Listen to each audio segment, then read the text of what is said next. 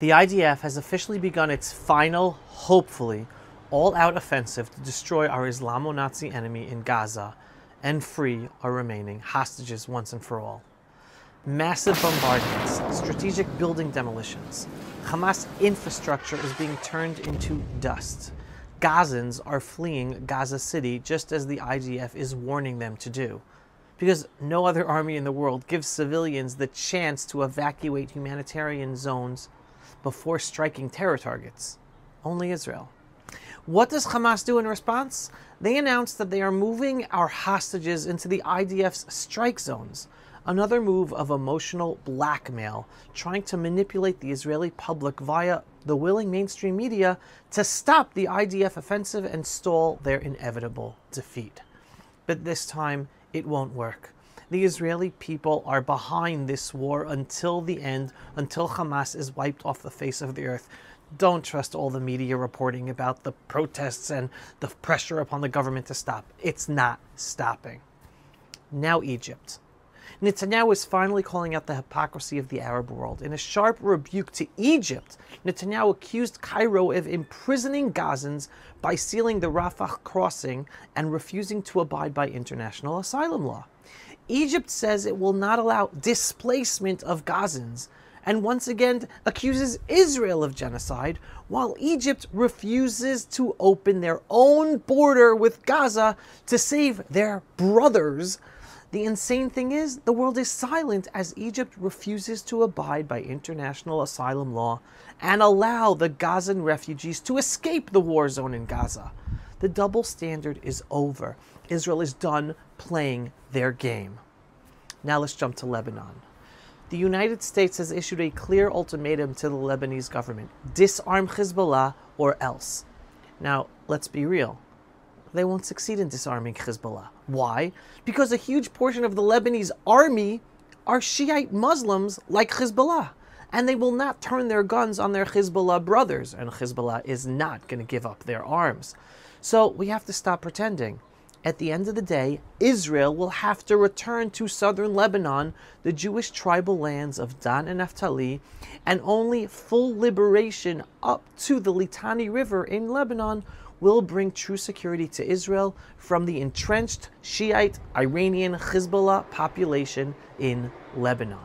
It's not a question of if it's going to happen, it's only a matter of when Israel takes care of Hezbollah in Lebanon, as they have used the past year to quietly rebuild and rearm on our northern border in Lebanon. So we have to put a stop to that as the diplomacy has failed. Now let's turn to Syria. The Sunni jihadist forces under Giuliani are continuing to slaughter Druze, Kurds, and Alawites in southern Syria, and Christians. The world says nothing. Make no mistake, Israel will have to remain in southern Syria, again, Jewish tribal lands of Menashe from the Bible, to protect minorities, to protect Israeli borders, to protect Israeli citizens. Even Tam Barak, the U.S. envoy to Lebanon and Syria, admitted this when he said, quote, "In Israel's mind, the lines that were created by Sykes-Picot after World War I are meaningless. They will go where they want, when they want, and do what they want to protect the Israelis and their borders." End quote. That is exactly true. Sykes-Picot is dead, and all the diplomacy of the Trump administration with Tam Barak has failed. What's the big picture? Yes, things are moving slower than we all want. But make no mistake, Israel is winning this war on all fronts. And despite Netanyahu's hopes to end this war with Trump-style diplomacy and avoid territorial expansion for Israel, the facts on the ground are making it clearer day by day. 1. Victory will come through strength, military victory, not diplomacy. That's failed. 2. Security will come only when we return to and hold our ancestral biblical lands. 3. Peace will come when our enemies are defeated, not appeased. We will win this war on all fronts. We will be stronger. We will see the implementation of Trump's immigration plan from Gaza. We will make Gaza Jewish again, because that's the only way to end the aggression from our Islamo-Nazi enemies in Gaza. And we will have sovereignty in Judea, Samaria, and Gaza. We will make Israel bigger, despite our own leaders' efforts to use diplomacy to stop us from making Israel bigger. We are witnessing the synchronization of reality and spirituality. So strengthen your faith in God. Things are happening. Really, Am Yisrael Chai. It's unbelievable when you put things together. Now on the international front, England. England has just appointed its first ever Muslim Home Secretary, Shabana Mahmood. This is not about diversity in England. This is about a clear ideological shift, and it should deeply concern every freedom-loving citizen, especially Jews in the West.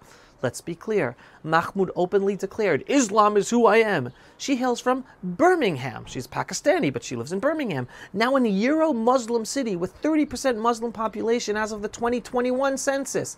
Let that sink in. That's the future of Europe, Islam. Mahmoud is now in charge of British police, counterterrorism, immigration, so prepare for a flood of immigrants into Britain, surveillance against whom? Against British patriots, national security, and yes, the protection or the betrayal of British Jewry.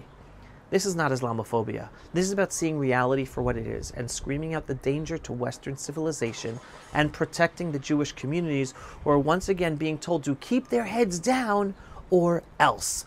Because the West, and here we see Europe going down, being taken over by Islamists. Jews are being attacked in London's streets. And now the same ideological camp that refuses to even say Islamic terror is taking charge of defending terrorists.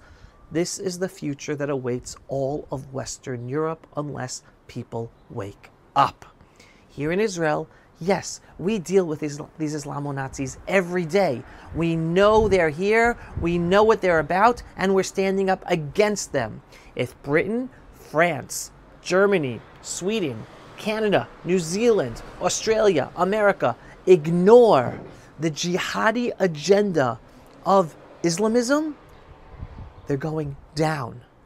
And unfortunately, most governments are not only allowing it to happen, but allowing their governments to be taken over and run by these Islamists who have the agenda of making these Western countries Muslim and anti-West, and implementing Sharia law, making anyone who's not Muslim a second-class citizen.